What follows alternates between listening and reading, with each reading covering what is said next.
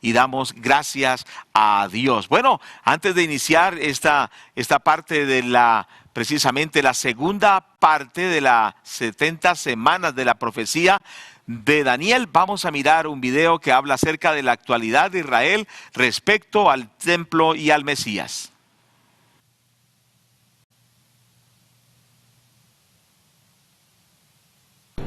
El lugar más sagrado del mundo. Esa es la sala en el templo a la que un ser humano podía entrar una vez al año, un sumo sacerdote, en el Yom Kippur, el día más sagrado del año, y él pronunciaría el nombre de Dios. Los judíos ortodoxos creen que sin este templo, sus derechos religiosos están incompletos. Así que esperan el día en que su templo sea reconstruido.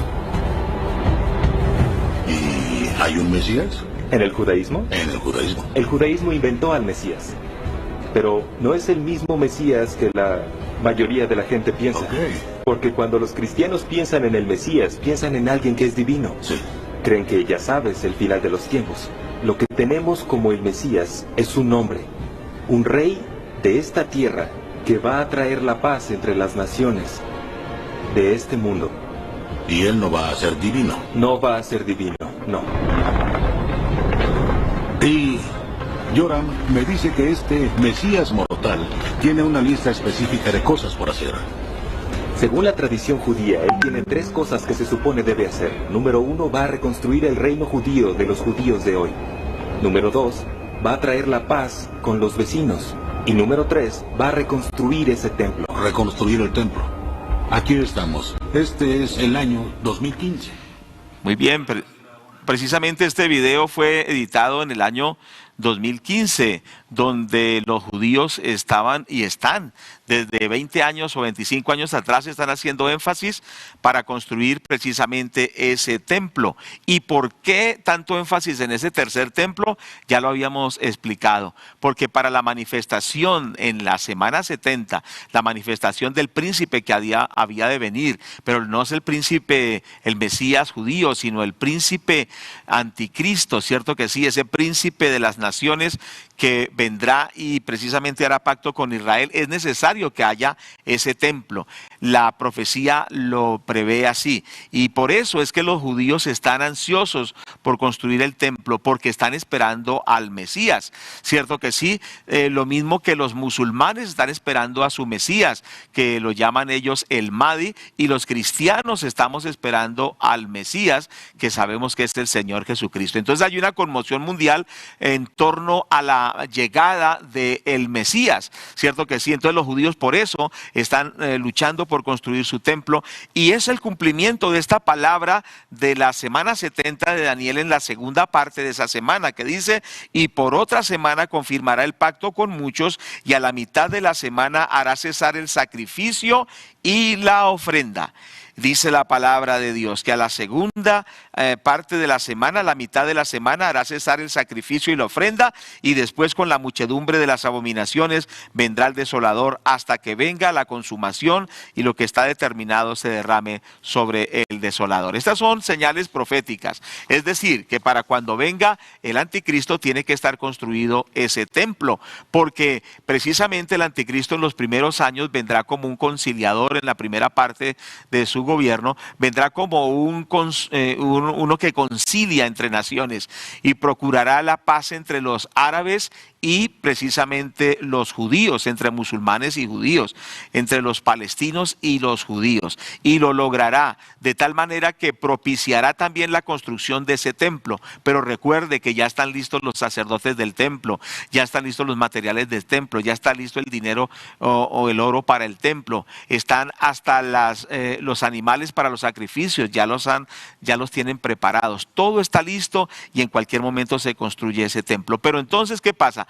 El anticristo hace ese pacto con Israel, como ya lo habíamos dicho, pero en la segunda parte de la semana rompe el pacto con Israel, ¿cierto que sí? Y hace cesar el sacrificio y la ofrenda. O sea que en el templo judío habrá el sacrificio y la ofrenda conforme al Antiguo Testamento, con los sacrificios, con los sacrificios del Antiguo Testamento y la ofrenda del Antiguo Testamento. Pero llegará el momento en que precisamente el anticristo lo propiciará, pero luego lo hará cesar el sacrificio y la ofrenda. Y después de esto vendrá una persecución muy fuerte para Israel. Cierto que sí, el Señor Jesucristo habló de esto en Mateo capítulo 24, verso 15. Les quiero invitar que miremos, por favor, Mateo 24, versículo 15. La palabra de Dios dice: pero por tanto, cuando veáis en el lugar santo la abominación desoladora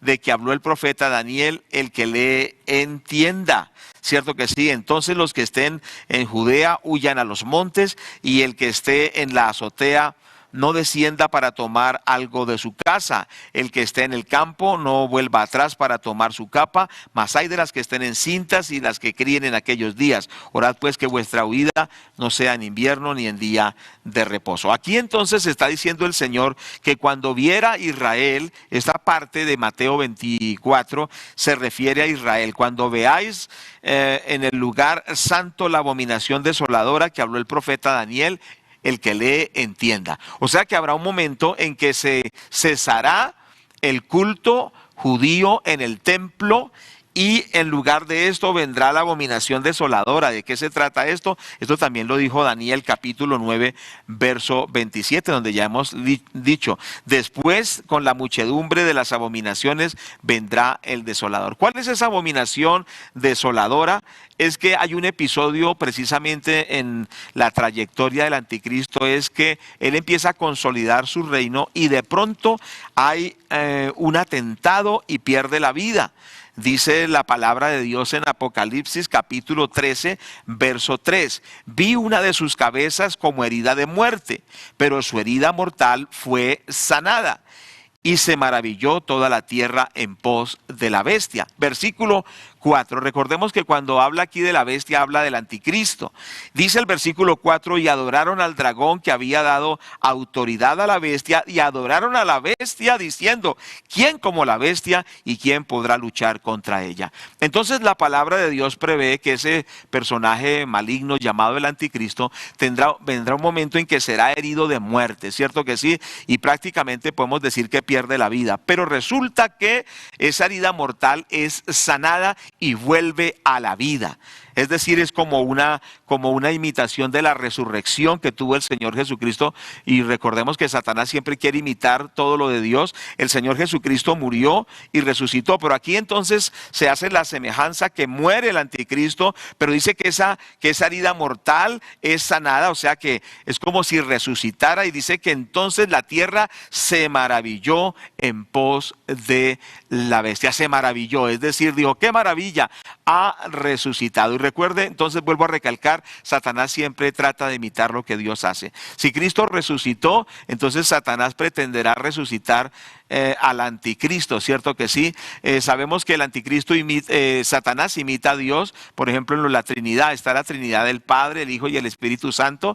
También en la Trinidad satánica está el dragón, que es el mismo Satanás, está el anticristo, que es la bestia, y está el falso profeta. Entonces siempre está esa imitación. Entonces, ¿qué sucede? Estamos viendo acá que aparentemente el anticristo resucita, y esto produce una maravilla mundial y lleva a la adoración precisamente del dragón, que es Satanás, y también adoración a la bestia, pero es a la bestia, que es el anticristo.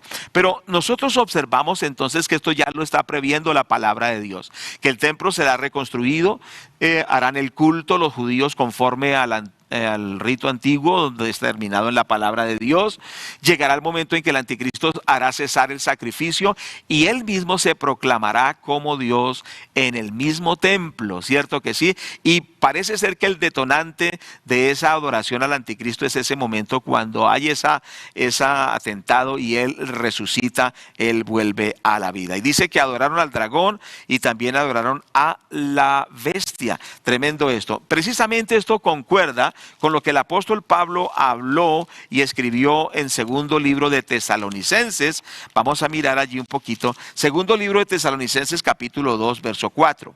Dice Bueno, segundo de Tesalonicenses, capítulo 2, verso 4, dice la palabra del Señor, el cual se opone, aquí está hablando del anticristo, el cual se opone y se levanta contra todo lo que se llama Dios o es objeto de culto, tanto que se sienta en el templo de Dios como Dios, haciéndose pasar por Dios. Entonces, ¿qué es lo que estamos observando aquí? Que el anticristo llegará un momento en que se opondrá a todo lo que es Dios y se levantará contra todo culto hacia Dios, cierto que sí, pero se sentará en el templo de Dios como Dios mismo, haciéndose pasar por Dios. Entonces, él promoverá la adoración para él, y ya la palabra de Dios lo menciona, que ya lo hemos visto en Apocalipsis capítulo 13 también. Entonces observamos que esa figura satánica buscará la adoración de las multitudes, de las personas, cierto que sí, y aún dice la palabra que colocará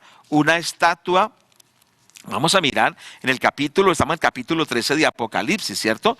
Dice el versículo 15, desde el versículo, 14, y engaña a los moradores de la tierra con señales que se le ha permitido hacer en presencia de la bestia, mandando a los moradores de la tierra que le hagan imagen a la bestia. Entonces se hará una imagen de la bestia, o sea, del anticristo, que tiene herida de espada y vivió, o que fue herida de espada y vivió. Y el versículo 15 dice, y se le permitió infundir aliento a la imagen de la bestia para que la imagen hablase y hiciese matar a todo el que no la adorase. Entonces aquí nosotros observamos que en este tiempo se manifestará algo muy diabólico, es que se hará una imagen del anticristo y se colocará en el templo, pero esa imagen cobrará vida, cierto que sí, recibirá por obra satánica vida, de tal manera que dice que podrá hablar, cierto que sí, y también tendrá poder de matar a todos aquellos que no la adoren. Entonces es la abominación desoladora. Cuando el anticristo toma el templo de Dios, se hace pasar por Dios, se hace adorar en el templo de Dios. Hay una imagen también del mismo anticristo que recobra vida y que se hace adorar, y el que no adore al anticristo o a la bestia y a su imagen será perseguido y será muerto. Tremendo esto. Entonces precisamente los judíos, cuando vean esto, ellos no podrán aceptarlo, porque no pueden aceptar a otro Mesías y a otro Dios que el Dios de la Biblia, ¿cierto que sí? Y entonces esto traerá gran persecución para el pueblo de los judíos. Por eso Daniel, recordemos que estamos entre Daniel y el Nuevo Testamento, en el capítulo 12 de Daniel, versículo 1, la palabra de Dios dice, en aquel tiempo se levantará Miguel, el gran príncipe que está de parte de los hijos de tu pueblo, y será tiempo de angustia. Será tiempo de angustia, cual nunca fue desde que hubo gente hasta entonces. Por eso la gran tribulación se llama la angustia de Jacob, el tiempo de la angustia de Jacob. Y dice que será un tiempo angustioso, cual nunca habrá, ni hubo, ni habrá después, ¿cierto? Y dice que en ese pueblo, el pueblo del Señor, en ese tiempo el pueblo del Señor será libertado, pero tendrá que precisamente pasar muchas persecuciones y muchos tendrán que padecer. Será un tiempo de angustia, dice la palabra de Dios. Y esa angustia será primeramente para Israel. ¿Por qué? Porque se desarrollará una persecución cruenta. Vamos a Zacarías capítulo 12. ¿Por qué viene la persecución hacia Israel? Precisamente porque el anticristo se proclama Dios en el templo, establece su centro en el templo, establece hasta una imagen que cobra vida en el templo, buscando la adoración, y los que no le adoren serán muertos. Entonces Israel no acepta esto, y no lo acepta, y eso le trae una persecución tremenda. Y dice Zacarías capítulo 12, verso 8. Vamos a mirar Zacarías 13, 8, dice la palabra del Señor. Y acontecerá en toda la tierra, dice Jehová, que las 2/3 partes serán cortadas en ella, y se perderán, mas la tercera quedará en ella. Y meteré en el fuego a la tercera parte, y los fundiré como se funde la plata, y los probaré como se prueba el oro. Él invocará mi nombre, y yo le diré, pueblo mío, y él dirá, Jehová es mi Dios. Bueno, ¿qué es lo que observamos acá? Que según este texto de la palabra de Dios, dice que 2/3 partes del pueblo judío morirá en la persecución. O sea que muchos judíos morirán siendo perseguidos por el mismo anticristo.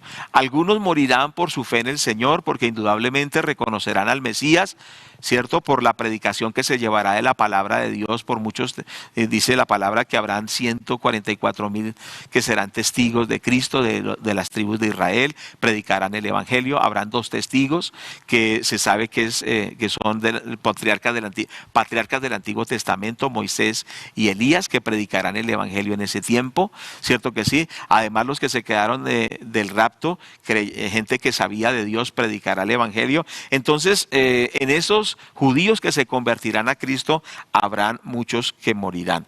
Y otros que sencillamente no aceptan sencillamente la imposición del anticristo, así no sean cristianos, morirán también. Entonces, lo que la palabra de Dios nos habla es de algo terrible que vendrá sobre el pueblo de Israel. Dice que morirán 2/3 partes, serán cortados, dice, y los que queden, o sea, 1/3 parte, será metida en fuego, o sea, será probada con fuego, dice la palabra en el versículo 9, y meteré en el fuego a la 1/3 parte y los fundiré como se funde la plata.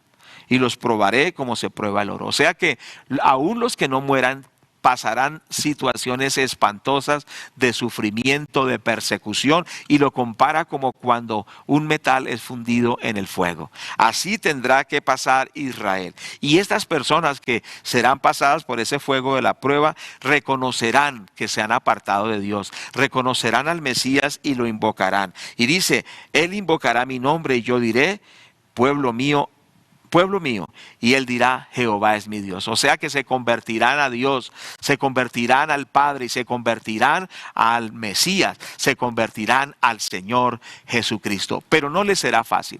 Déjeme decirle que hoy estamos en ese tiempo de la gracia. Y hoy es el tiempo que está la puerta abierta para Israel y para las naciones, ¿cierto que sí? Por eso es importante que nosotros todos respondamos a esa puerta que Dios ha abierto para salvación, ¿cierto? Pero a muchos les pasa como al pueblo judío, ¿cierto que sí? Dios da oportunidades y oportunidades y oportunidades, mas sin embargo hay personas que se obcecan en el pecado, viven obsesionadamente en su maldad, en sus caprichos y dando a Dios oportunidad. Pero quiero decirle que hoy es el tiempo de volvernos a Dios, porque llegará el momento en que será muy difícil servir a Dios, ¿cierto que sí? Y esto será lo que le pasará a Israel. Muchos morirán, muchos perderán la vida, otros o todos más bien, tendrán tribulaciones tremendas y habrá un remanente. Ese remanente que será salvo, cuando el profeta o más bien el apóstol Pablo dice que Israel será salvo, está hablando de un remanente que será probado por fuego, que será fundido como la plata, dice la palabra, que será probado como se prueba el oro, o sea que pasarán grandes aflicciones, pero ese remanente se convertirá al Señor Jesucristo. Pero precisamente hoy todos los judíos que quieran volverse al Mesías verdadero pueden hacerlo. ¿Por qué esperan el sufrimiento y la aflicción, sino que el Señor ha abierto la puerta para que haya salvación? Bueno, entonces es importante entender que el sufrimiento que padecerán los judíos en ese tiempo de la gran tribulación no será comparado ni con el holocausto que hizo Hitler en la Segunda Guerra Mundial. Cierto que sí, los campos de concentración que hubo en Alemania, en Polonia y en otros lugares, fue algo que los judíos sufrieron terriblemente. Pero déjeme decirle, la gran tribulación será mucho más fuerte que eso. Será más fuerte que la tribulación de la deportación por los asirios, por la deportación de los babilonios, por los sufrimientos que han tenido los judíos. Los judíos han sido un pueblo muy sufrido, dispersos, perseguidos, torturados, muertos. Es muy triste la historia judía. ¿Pero por qué es esto?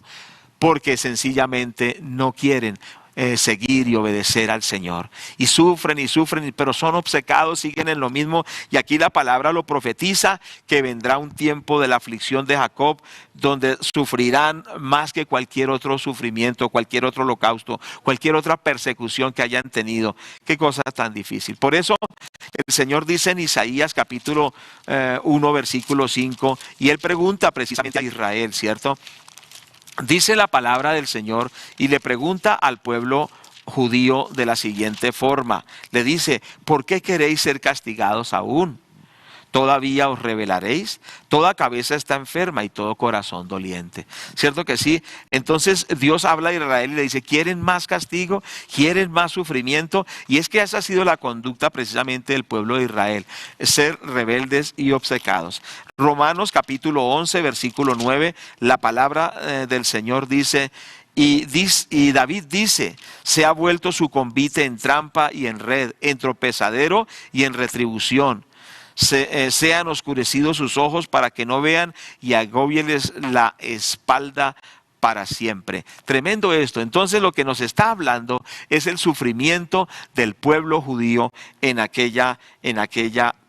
ese momento histórico, profético para ellos, en la segunda parte de la última semana de la profecía de las 70 semanas de Daniel.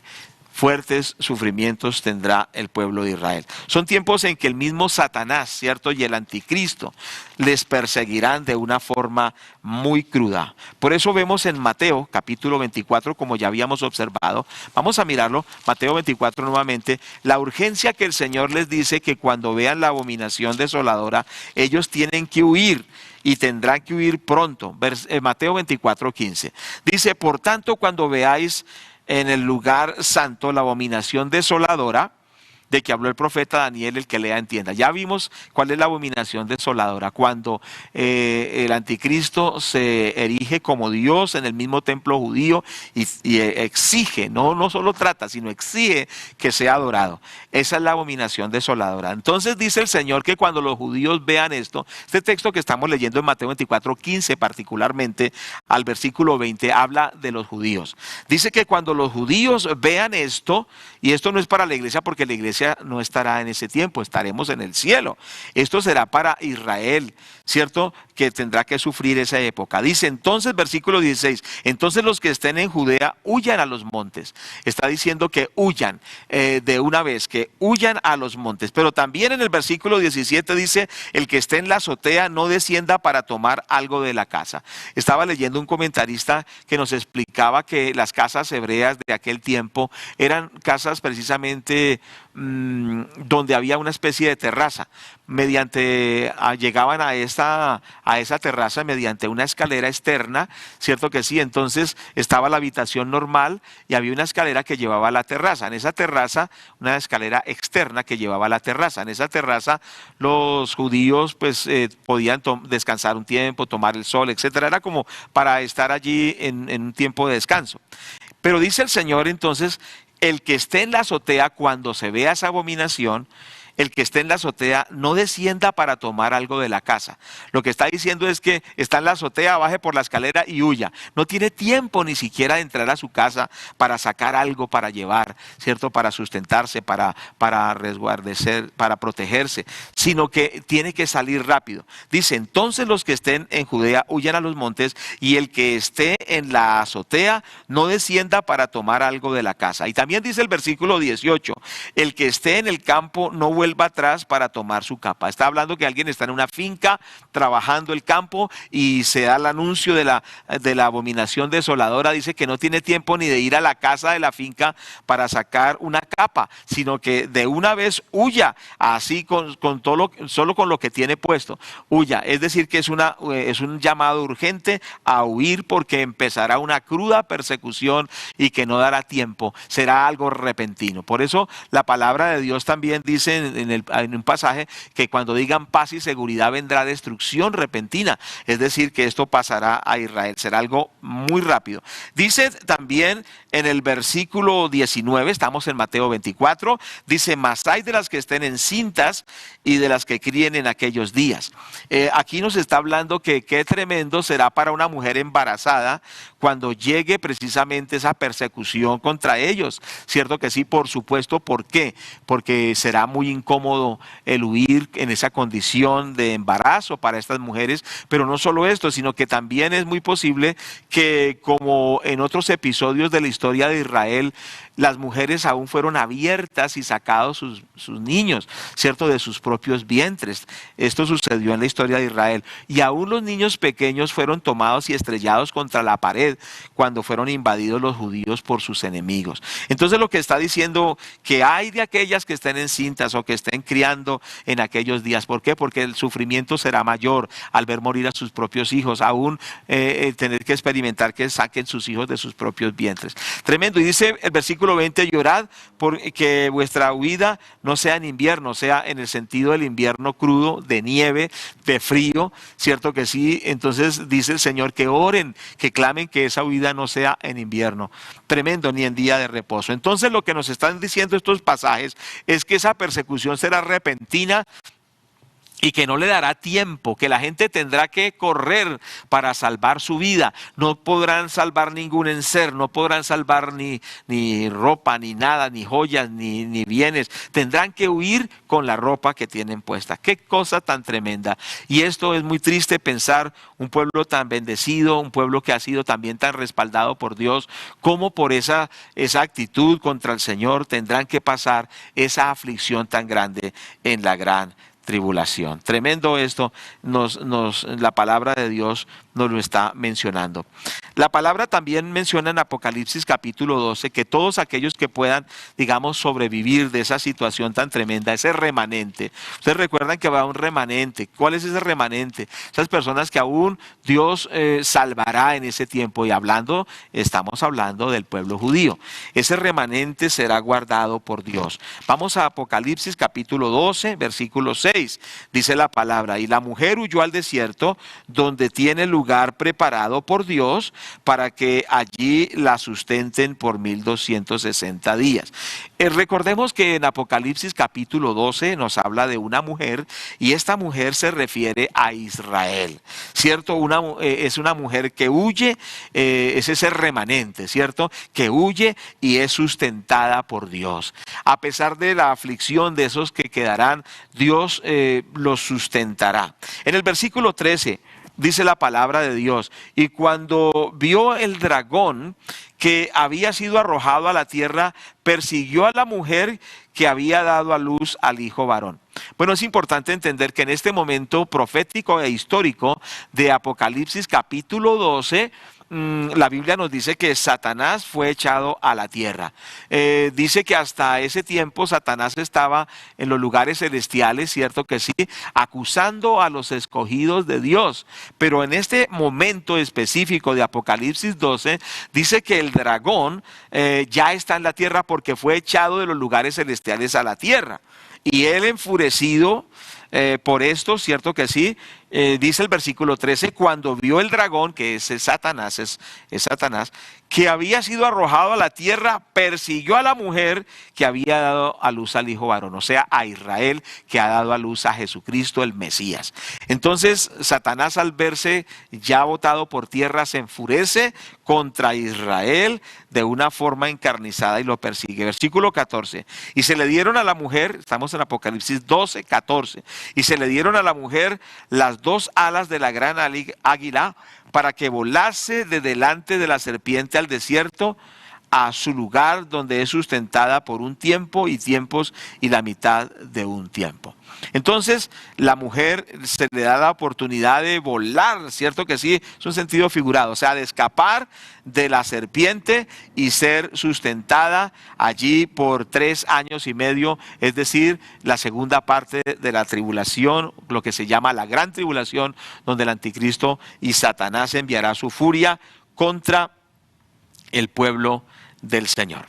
Pero nosotros observamos en Zacarías capítulo 12, volvemos a Zacarías, entonces, que ese remanente que quede en aquel tiempo, a través de ese sufrimiento, de esa aflicción, ellos tendrán que reconocer que han sido malos contra Dios, que no han obedecido, que han sido rebeldes, pero también reconocerán que el Señor es su Salvador. Zacarías 12:10 dice la palabra: y derramaré sobre la casa de David y sobre los moradores de Jerusalén espíritu de gracia y de oración, y mirarán a mí, a quien traspasaron, y llorarán como se llora por hijo unigénito, afligiéndose como quien se aflige por hijo, por el primogénito. Entonces, ¿qué nos dice la palabra de Dios? Que ese pueblo que ha sido tratado, que ha sido fundido como un metal en la prueba, en la lucha, dice que ellos recibirán espíritu de gracia y de oración y mirarán al Señor, al Mesías, mirarán al Padre y a su Hijo, el Salvador, el Mesías.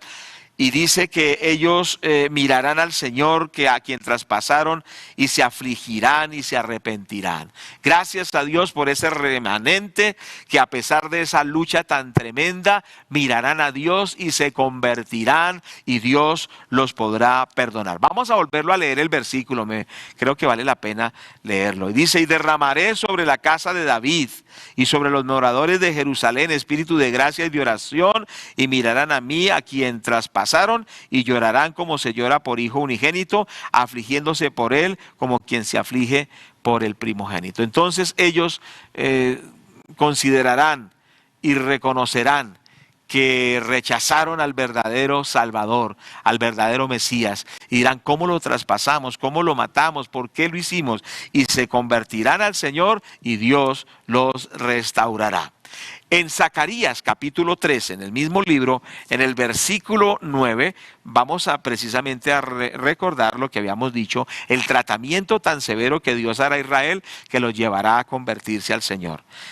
Zacarías 13:9, y dice: y meteré en el fuego a la tercera parte, y los fundiré como se funde la plata, y los probaré como se prueba el oro. Él invocará mi nombre y yo lo oiré, y diré: pueblo mío, y él dirá: Jehová mi Dios. O sea que ese pueblo se convertirá al Señor, y Dios les dará un corazón nuevo, les dará un espíritu nuevo, los hará verdaderos siervos del Señor. Entonces, qué importante es entender eso, que en la gran tribulación Israel, el remanente, será salvo para la gloria de Dios. Ahora, pero esto también tiene que ver con la segunda venida en gloria del Señor Jesús. Vamos a Mateo 24. Recuerde que Mateo 24 es el sermón profético del Señor Jesucristo, muy sobresaliente en el Nuevo Testamento. Dice Mateo 24:30, dice la palabra: entonces aparecerá la señal del Hijo del Hombre en el cielo, y entonces lamentarán todas las tribus de la tierra, y verán al Hijo del Hombre viniendo sobre las nubes del cielo con poder y gran gloria. Esto es lo que se llama la segunda venida gloriosa del Señor Jesucristo. ¿Y cuándo sucede esa venida gloriosa del Señor Jesucristo? Al terminar precisamente la última semana de la profecía de Daniel, la semana 70. En la última parte, al final de la última semana de las 70 semanas de la profecía, aparece el Señor Jesucristo en su venida en gloria. Esto es muy importante entenderlo, pero se difiere o es diferente a lo que es el rapto de la iglesia. En el rapto de la iglesia el Señor viene, pero hasta cierto punto en las nubes. Llama o en el aire, y llama a su iglesia, y su iglesia sale a encontrarlo allí.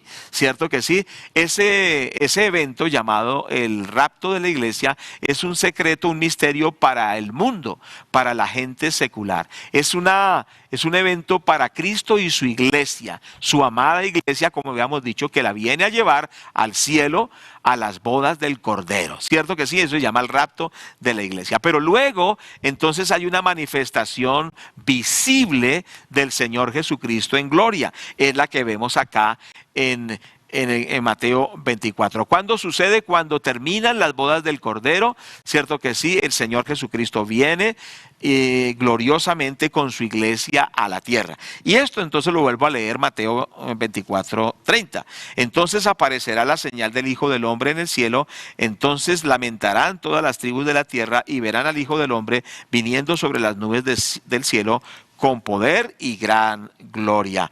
Bendito el nombre del Señor. Y esto nos testifica Apocalipsis 1:7 también. Vamos a Apocalipsis capítulo 1, versículo 7. El Señor mismo está diciendo de la siguiente forma. Dice el Señor en ese texto: he aquí que viene con las nubes, y todo ojo lo verá. Y los que le traspasaron y todos los linajes de la tierra harán lamentación por él. Sí, amén. Entonces ahí viene de una manera gloriosa, es visible a todos y hará lamentación. Cierto que sí, la gente se lamentará y tendrá temor y tratará de rechazar al Señor que viene, porque viene precisamente a juzgarles a ellos. En Apocalipsis capítulo 19, vamos por favor a mirar, nos habla precisamente de ese evento profético que se llama la segunda venida de Cristo en gloria. Entonces Apocalipsis 19:11 dice: entonces vi el cielo abierto y he aquí un caballo blanco, y el que lo montaba se llamaba Fiel y Verdadero, y con justicia juzga y pelea.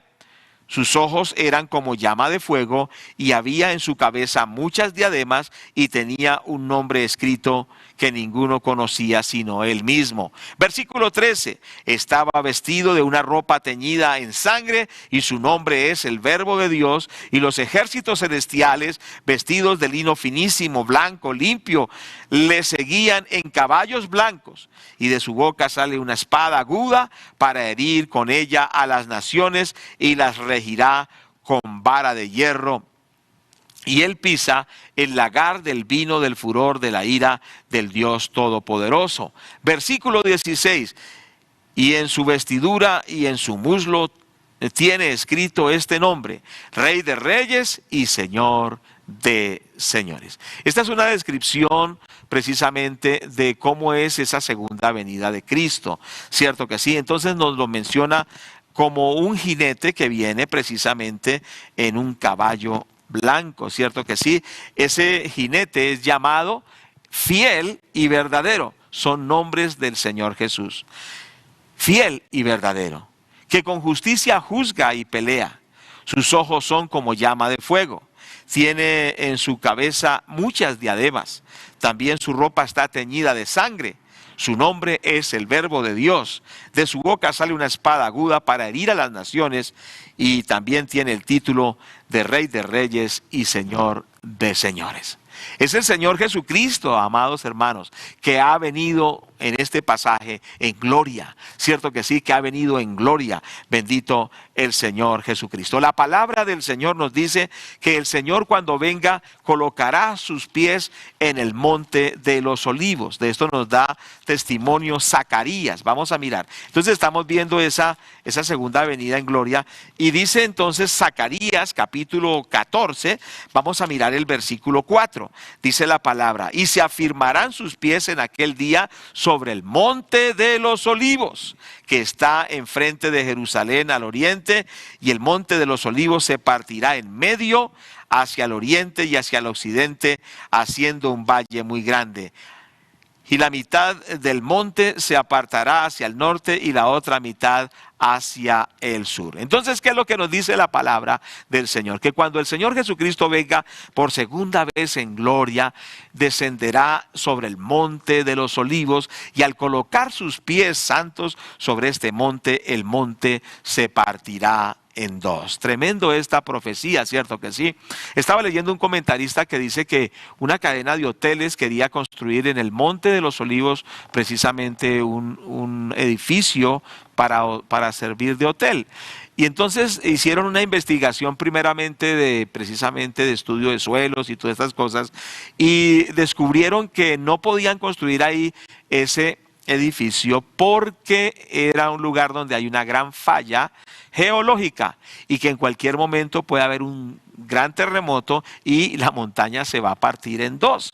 Entonces desistieron de colocar ese hotel allí. Esto confirmando precisamente a través de la ciencia que realmente la palabra de Dios es real. La Biblia dice que el Señor descenderá sobre ese monte, y según vemos, si hay esa falla geológica que han dicho, entonces habrá ese terremoto en el momento preciso, en el instante preciso, cuando el Señor Jesucristo coloque sus pies. Se abrirá el monte, gloria a Dios, y se cumplirá esa promesa maravillosa de la palabra del Señor. Esto es muy importante. Ahora, luego que el Señor coloque sus pies santos sobre este monte y que se abra, se dirigirá precisamente hacia el valle de Megiddo, a la batalla del Armagedón. ¿Y a qué se refiere esto de la batalla de Armagedón? Esto está en Apocalipsis capítulo 19.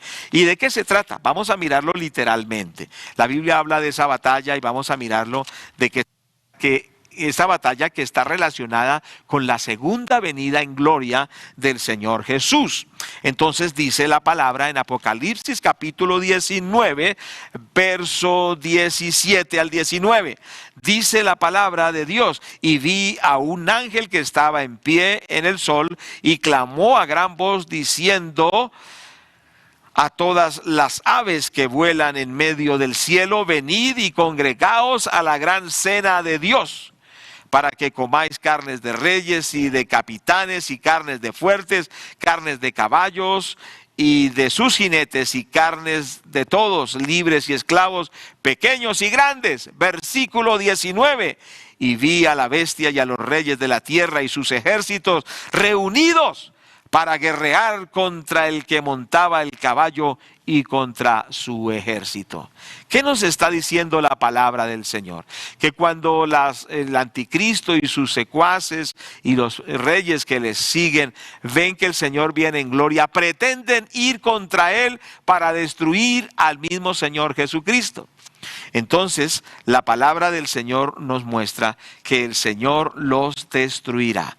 ¿Cierto que sí? Es importante esto. Dice el versículo 21. Y los demás fueron muertos con la espada que salía de su boca, o que salía de la boca del que montaba el caballo, y todas las aves se saciaron de las carnes de ellos. ¿Qué quiere decir? Que el Señor en esa batalla del Armagedón, primero, apresará al anticristo y lo enviará al lago de fuego vivo, lo lanzará vivo allí. Tremendo, eso lo dice el verso 20. Y la bestia fue apresada, y con ella el falso profeta, que había hecho delante de ella las señales con las cuales había engañado a los que recibieron la marca de la bestia y habían adorado su imagen.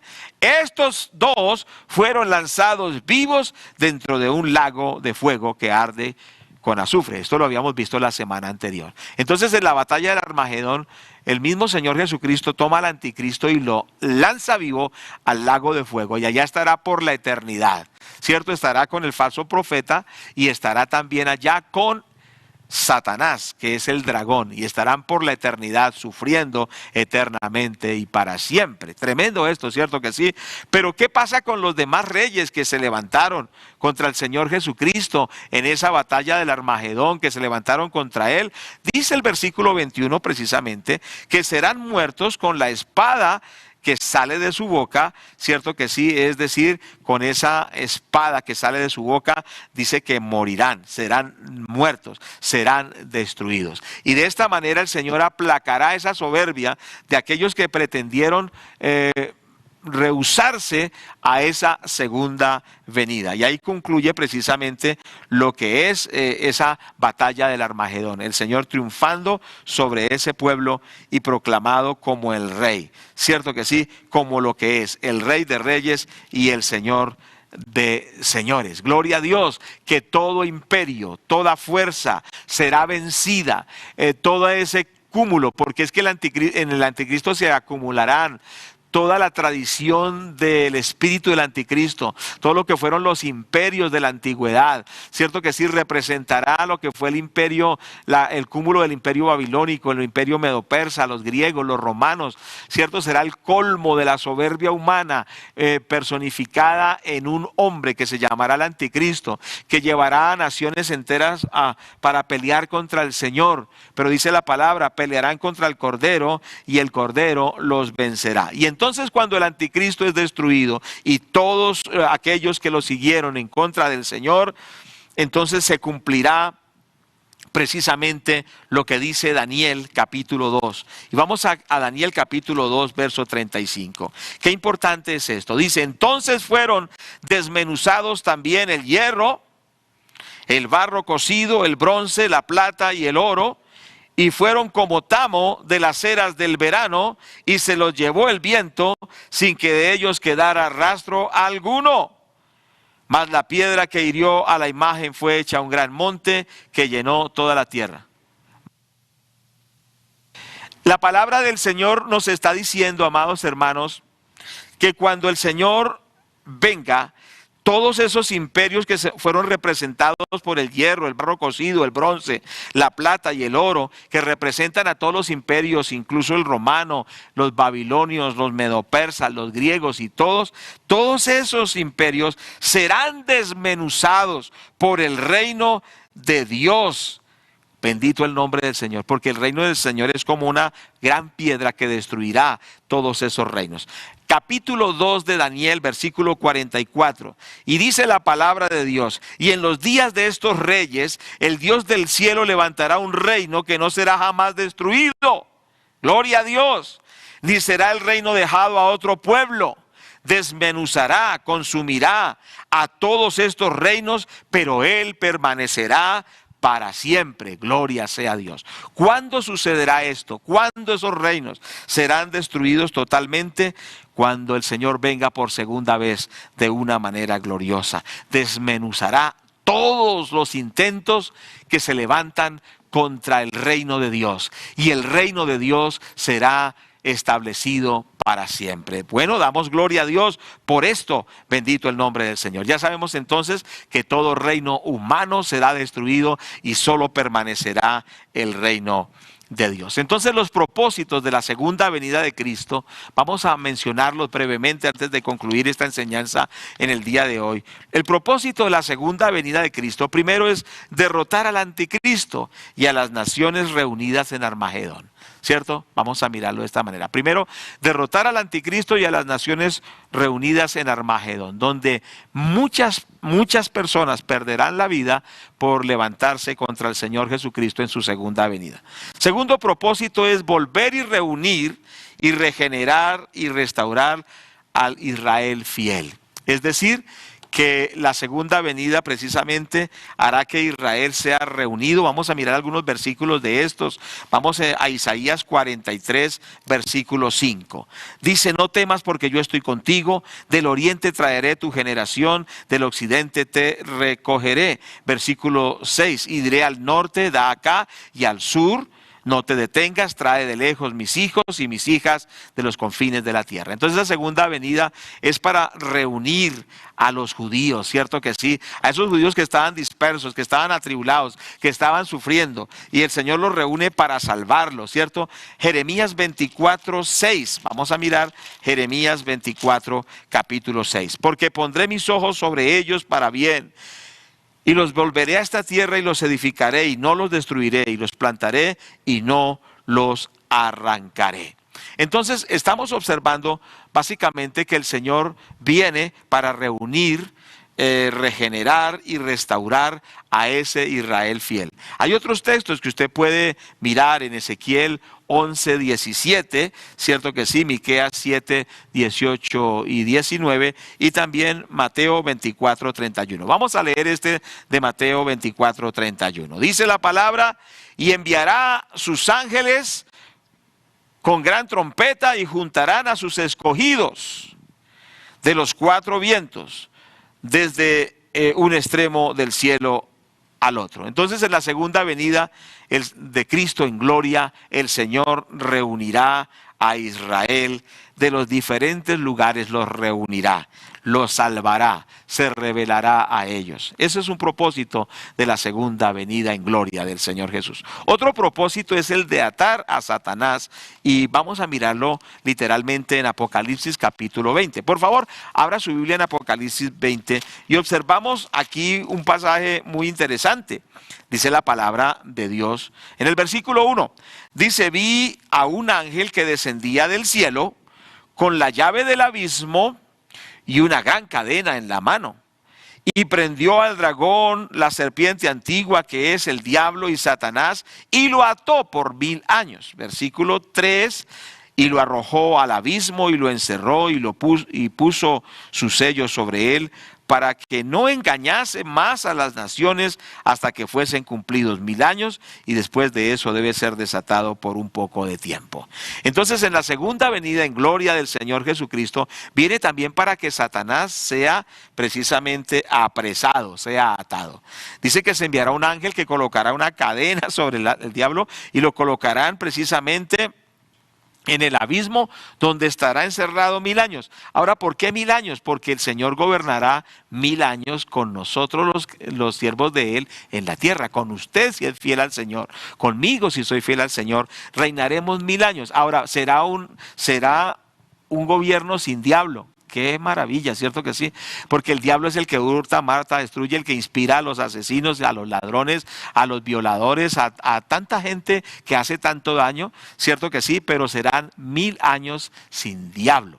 Será el Señor Jesucristo gobernando al mundo. Y ese es un propósito de su segunda venida. Es decir, que Satanás sea atado y sea apresado por 1000 años. Esto no quiere decir que ahí terminará todo. La palabra de Dios enseña que luego el diablo se le dará una salida de la cárcel, es decir, del abismo, y dice que saldrá para engañar a las naciones sabiendo que le queda poco tiempo. Pero sabemos que eso no será indefinido, sino que llegará el momento en que el mismo dragón, ya dijimos y explicamos, será lanzado eternamente al lago de fuego y azufre, donde estaba el anticristo y el falso profeta. Entonces, esto lo enseña la palabra de Dios. Cristo viene por segunda vez para que el diablo sea atado, colocado en el abismo por 1000 años. Pero ya concluyendo la enseñanza, Cristo viene por segunda vez en gloria para establecer su reino milenio en la tierra. ¿Qué quiere decir? Ya lo expliqué, que el Señor Jesucristo reinará literalmente a la tierra por 1000 años, y que los siervos fieles de Él, los cristianos que le han amado, que le hemos amado, reinaremos con el Señor en la tierra. Miremos esto en capítulo 20 de Apocalipsis, versículo 4.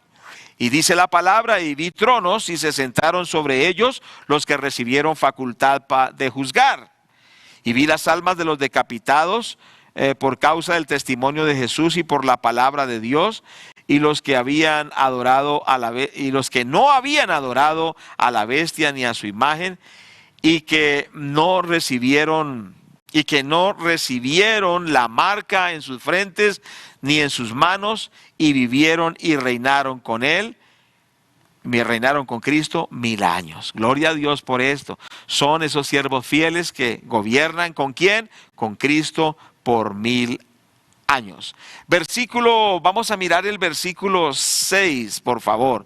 Y dice: bienaventurado y santo el que tiene parte en la primera resurrección. La segunda muerte no tiene potestad sobre ellos, sino que serán sacerdotes de Dios y de Cristo, y reinarán con Él 1000 años. ¿Sabía usted, amado hermano, que usted está destinado a reinar con Cristo? Tremendo esto. Y la pregunta es: ¿cuándo nos estamos preparando para reinar con Cristo? ¿Se ha preguntado usted, primero, que usted reinará con Cristo? Segundo, que hoy se está preparando para eso. Es importante entender que la fidelidad en la vida cristiana en esta tierra es una preparación para reinar con Cristo. Aquellas personas que han sido confiables, que han sido fieles, indudablemente el Señor les pondrá en responsabilidades más grandes, ¿cierto? Aquellos que no han sido muy responsables, no han sido muy fieles, pues tendrán responsabilidades pequeñas. Pero es importante entender, amado hermano, tu fidelidad al Señor, tu entrega al Señor te está preparando para reinar con Cristo. Y el Señor te dará autoridad y te delegará esa responsabilidad de reinar con Él, pero precisamente de acuerdo a la fidelidad que tengamos aquí en la tierra. Por eso el Señor dijo que el que fiel en lo poco lo pondrá en lo mucho. No se estaba refiriendo solo a lo que se recoge aquí en la tierra o se recibe aquí en la tierra por ser fiel, sino que se está refiriendo que cuando nosotros en nuestra limitación somos fieles al Señor, habrá una recompensa precisamente en ese gobierno de 1000 años. Y también no solo de 1000 años, sino luego en ese gobierno mundial y global y universal eterno de nuestro Dios. Damos gracias al Señor. Dice entonces el capítulo 5 de Apocalipsis, estoy terminando, créame que sí, quedan 2 versículos, hermana Darly, y ya concluyo. Gracias a Dios. Dice el versículo 10, nos has hecho para nuestro Dios reyes y sacerdotes, y reinaremos sobre la tierra. ¿Cuántos dicen amén allí donde están? Dice la Biblia, y nos has hecho para nuestro Dios reyes y sacerdotes y reinaremos sobre la tierra. Amado hermano, tú eres un rey, un sacerdote y reinarás sobre la tierra. Es importante ser fiel, ser una persona de verdad de Dios, una persona que está totalmente consagrada al Señor Jesucristo. Pero entendamos eso, amados hermanos. Hay privilegios muy grandes si somos fieles en este tiempo, en esta vida que Dios nos da. Vendrán cosas maravillosas posteriormente. Porque es que muchas veces uno solo piensa es en el momento, ¿cierto? Cuando usted, por ejemplo, está ahorita sufriendo de enfermedad, está sufriendo de situación económica, problemas familiares, ¿cierto? Y a usted se le acumulan tantas cosas, usted dice, pero qué gracia ser cristiano. ¿Esto es ser cristiano? No, pero si es ser cristiano esto, pues no vale la pena. Pero es que hay que entender que después de ser fiel en medio de la prueba, vienen las recompensas. ¿Se acuerdan que hablamos de las coronas? Pero no solo las coronas, también vendrá el reino del Señor por 1000 años, y Dios dará, de acuerdo a la fidelidad en la tierra, a sus siervos responsabilidades en ese reino. Pero no solo en el milenio, sino también por la eternidad. Pero en este caso estamos viendo el milenio. Y el último versículo está en Apocalipsis, capítulo 3, verso 21, y oramos. Dice, al que venciere, dice Jesús, el Señor Jesucristo dice, al que venciere le daré que se siente conmigo en mi trono, así como yo he vencido y me he sentado con mi Padre en su trono. Amados hermanos, para nosotros los siervos de Dios y los que seamos fieles al Señor, espera un futuro glorioso. Qué importante ser fiel al Señor. Yo quiero animarle, hermano, sé valiente, sigue firme, amando a Jesucristo, sirviendo al Señor, sabiendo que del Señor tendremos grandes privilegios, grandes recompensas. Y para concluir, quiero decirle a los que no están caminando con el Señor: ¿quieres pasar por la gran tribulación? ¿Quieres unirte al pueblo de Israel que sufrirá tantas cosas solamente por no aceptar al Señor y por no querer servir al Señor en este tiempo? Seamos sabios e inteligentes. Reconciliémonos con Dios, abandonemos todo aquello que nos aparta de Dios, entreguemos nuestra vida a Cristo, porque el Señor tiene recompensa grande para todos nosotros. El Señor tiene para nosotros bendiciones grandes, responsabilidades maravillosas. Que el Señor nos ayude a ser fieles y amarles. Y amarle a Él. Si tú estás lejos de Dios, ahí donde tú estás, yo te invito que en este mismo momento, en este mismo instante, tú te reconcilies con Dios. Alguien que nos está escuchando quizá y nos está viendo en otro país, en otra ciudad, en otro pueblo, ¿cierto que sí? Dios te está hablando. Es tiempo de que te vuelvas a Dios. El Espíritu Santo te está dando la convicción de que es tiempo de restaurar la vida con Dios, de que es tiempo de entregarte a Cristo, de que es tiempo de vivir para Dios. Y si es así, si tú lo reconoces, te invito para que hagas esta oración conmigo de reconciliación con Dios. Repite conmigo esta oración. Repite y di: Señor Jesús, tú eres mi Señor y mi Salvador. Te agradezco por salvarme. Te agradezco por ayudarme. Te agradezco, Señor, por perdonar mis pecados. Señor, hoy te pido que me perdones todas mis maldades. Perdones todo lo malo que yo he sido y hoy me restaures y hoy me salves. Yo quiero ir contigo en el rapto de la iglesia. Yo quiero participar de las bodas del Cordero. Yo quiero venir contigo en esa segunda venida gloriosa. Yo quiero reinar contigo en la tierra.